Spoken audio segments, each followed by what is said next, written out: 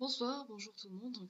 Aujourd'hui, je vais faire cette petite vidéo qui sera une intro au machine learning. D'accord? Donc ce sera une vidéo pour débutants, que vous soyez un étudiant en intelligence artificielle ou en informatique, peut-être même vous faites des maths, donc ou juste un passionné, voilà. Donc ce sera une vidéo pour vous.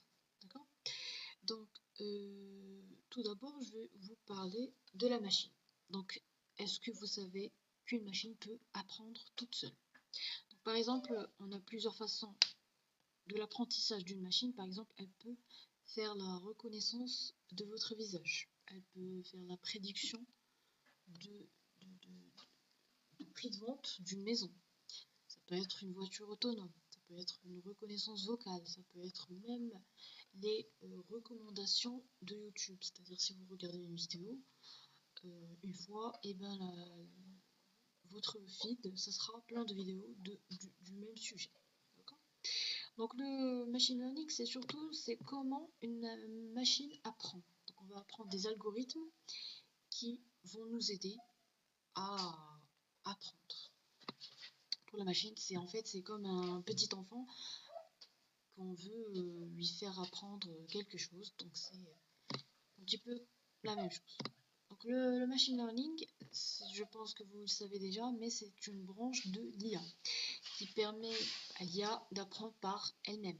D'accord? Donc nous avons, donc là, vous voyez, nous avons un grand cercle là qui représente l'IA et le petit cercle qui représente le machine learning. D'accord? Donc ici c'est une photo plus représentative. D'accord? Donc on voit que nous avons l'intelligence artificielle et puis qui englobe le machine learning, qui englobe le deep learning. Et le deep learning, c'est vraiment autre chose. D'accord? Donc on va commencer par l'algorithme qui consiste à 4 étapes. D'accord? Tout d'abord, on a besoin de données. Donc on va faire la collection de données. Puis on va faire l'entraînement de notre modèle dessus. On va le tester et on va l'améliorer. C'est ce que l'image ici représente. Donc là, nous avons un modèle. On va lui donner le input X1 et le output T1. Et nous aurons un modèle entraîné. Donc, je vais vous donner un exemple concret. Donc par exemple, on veut faire la reconnaissance des nombres d'un manuscrit. D'accord? On va prendre le dataset, comme je vous ai dit. Donc la première étape, ce sera la collection de données. On va prendre notre dataset, d'accord? Et le dataset, ce sera des images de 0 écrites de différentes façons, de 1, de 2, de 3. D'accord? Donc voilà notre petit tableau. Ensuite, nous aurons... Ah d'accord, donc je vais vous expliquer quelque chose. Donc le dataset, on va le séparer. On va le séparer comme ça, non, pas comme ça. Alors, comme ça, d'une façon qu'on va prendre 30% et ici 70% et 30%. Le 30%, ce sera un dataset pour faire l'entraînement du modèle. D'accord? Donc je vais vous faire une petite analogie. Par exemple, quand vous allez réviser pour votre examen, vous allez réviser vos cours, vos TD, tout ça.